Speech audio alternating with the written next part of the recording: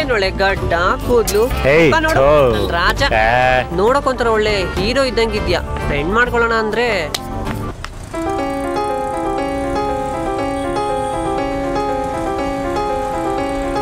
ನಿಜವಾಗ್ಲೂ ಹೀರೋ ಇದ್ದಂಗಿದ್ದೀನಾ?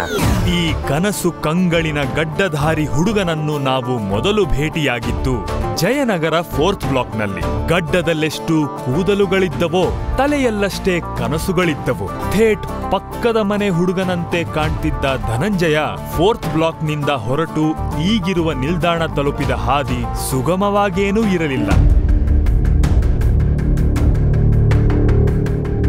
ಹೆಜ್ಜೆ ಹೆಜ್ಜೆಗೂ ರೆಡ್ ಸಿಗ್ನಲ್ಗಳು, ಟ್ರಾಫಿಕ್ ಜಾಮುಗಳು. ಬೇರೆಯವರಾಗಿದ್ದರೆ ತಿರುಗಿ ಮನೆಗೆ ಹೋಗಿ ಬಿಡುತ್ತಿದ್ದರೇನೋ. ಆದರೆ ಜಗತ್ತು ಅಷ್ಟು ಸುಲಭವಾಗಿ ಬಡವರ ಮಕ್ಕಳನ್ನ ಹೀರೋ ಆಗೋಕೆ ಬಿಡೋದಿಲ್ಲ ಅನ್ನುವುದು ಧನಂಜಯ್ಗೆ ಗೊತ್ತಿತ್ತು. ಅದಕ್ಕಿಂತ ಹೆಚ್ಚಾಗಿ ಅವರಿಗೆ ಎಲ್ಲ ಹತಾಶೆಗಳನ್ನು, ನಿರಾಶೆಗಳನ್ನು ಅವಡುಗಚ್ಚಿ ಸಹಿಸಿಕೊಳ್ಳುವ ಸಹನೆ ಇತ್ತು. ಯಾಕೆಂದರೆ ಆ ಸಹನೆಯ ಹಿಂದೆ ನಟನಾಗಲೇಬೇಕೆನ್ನುವ ಛಲವಿತ್ತು. ದೊಡ್ಡವ್ರಿಗೆಲ್ಲ ಟಕ್ಕರ್ ಕೊಟ್ಕೊಂತ ಅವ್ರ ಕಡೆನೆ ಸಭಾಸ್ಗಿರಿ ತಗೊಂಡು ಇಲ್ಲಿ ತರ ಬಂದೇನಿ. ಈಗ ನಾನಾ ದೊಡ್ಡವ. ಡೈರೆಕ್ಟರ್ ಸ್ಪೆಷಲ್ ಸಿನಿಮಾದಿಂದ ಶುರುವಾದ ಧನಂಜಯ ಸಿನಿಮಾಯಾನ ಕಲ್ಲು ಮುಳ್ಳಿನ ಹಾದಿಯಲ್ಲಿ ಸಾಗುತ್ತಾ ಈಗ ಸರಾಗವಾದ ಇಳಿಜಾರಿಗೆ ಬಂದು ತಲುಪಿರೋದು ಕನ್ನಡ ಸಿನಿ ಅಭಿಮಾನಿಗಳ ಅದೃಷ್ಟವೂ ಹೌದು. ಯಾಕೆಂದರೆ ನೋಡಲು ಅಷ್ಟು ಚಂದವಿರುವ, ಕನ್ನಡವನ್ನು ಅಷ್ಟು ಚೆಲುವಾಗಿ ಮಾತಾಡಬಲ್ಲ, ಕಥೆ, ಕಾದಂಬರಿ, ನಾಟಕಗಳ ನಂಟು ಹೊಂದಿರುವ ಹೊಸ ನಟ ಯಾರಿಗೆ ತಾನೇ ಬೇಡ? ಏನ್ರ ಬೆಂಗಳೂರಿನೆಲ್ಲ ಹಂಚ್ಕೊಂಡ್ಬಿಟ್ಟಿದ್ದೀರಾ?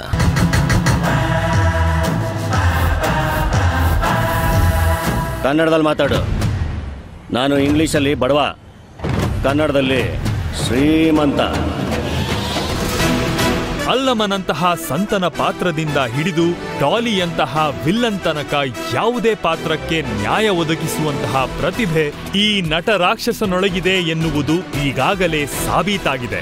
ನಟನಾಗಿ ಬೆಳೆಯುತ್ತಾ ಹೋದಂತೆ ಧನಂಜಯ ಕನಸುಗಳು ಬೆಳೆಯುತ್ತಾ ಹೋದ ಹಾಗಿದೆ. ಅವರೀಗ ಬರೀ ನಟ ಅಲ್ಲ, ಡಾಲಿ ಪಿಕ್ಚರ್ಸ್ ಎಂಬ ಬ್ಯಾನರ್ ಅಡಿ ಸಿನಿಮಾಗಳನ್ನು ನಿರ್ಮಿಸುತ್ತಿರುವ ಧನಂಜಯ 2023ರಲ್ಲಿ ಟಗರು ಪಲ್ಯದಂತಹ ಮಣ್ಣಿನ ಸೊಗಡಿರುವ ಸಿನಿಮಾವನ್ನು ತೆರೆಗೆ ತಂದರು. ನಿರ್ಮಾಣದ ಜೊತೆಗೆ ಧನಂಜಯ ಗೀತರಚನಾಕಾರರಾಗಿಯೂ ಗಮನ ಸೆಳೆಯುತ್ತಿರುವುದು ವಿಶೇಷ. ಉಡುಪಿ ಹೋಟಲು, ಮೂಲೆ ಟೇಬಲು, ಮೇಲೆ ಕಾಫಿ ಲೋಟ, ಕೆಳಗೆ ಪೋಲಿಯಾಟ. ಕಳೆದ ವರ್ಷ ತೆರೆ ಕಂಡ ಡೇರ್ ಡೆವಿಲ್ ಮುಸ್ತಫಾದ ಗೀತೆಯನ್ನು ರಚಿಸಿದ ಧನಂಜಯ ಹೊಸಬರ ಬೆನ್ನು ತಟ್ಟುವುದರಲ್ಲಿ ಸದಾ ಮುಂದೆ. ಇದೇ ವರ್ಷ ಅವರ ಅಭಿನಯದ ಗುರುದೇವ್ ಹೊಯ್ಸಳ ಕೂಡ ಬಿಡುಗಡೆಯಾಯಿತು. ಟಗರು ಚಿತ್ರದ ಭಯಂಕರ ವಿಲನ್, ಅಲ್ಲಮದ ಸಂತ, ಬಡವರಾಸ್ಕಲ್ಲಿನ ಪ್ರೇಮಿ, ಹೊಯ್ಸಳದ ಪೊಲೀಸ್, ರತ್ನನ್ ಪ್ರಪಂಚದ ಮಗ, ಕೋಟಿಯ ಸತ್ಯವಂತ, ಹೀಗೆ ವೈವಿಧ್ಯಮಯ ಪಾತ್ರಗಳಲ್ಲಿ ಇದುವರೆಗೆ ನಮ್ಮನ್ನು ಧನಂಜಯ ರಂಜಿಸಿದ್ದಾರೆ.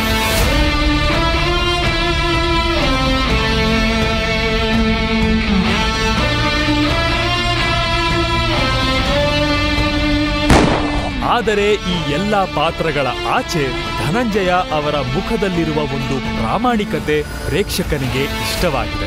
ಆ ನಗುವಿನಲ್ಲಿರುವ ಬೆಚ್ಚನೆ ಸ್ನೇಹ ಮೆಚ್ಚುಗೆಯಾಗಿದೆ.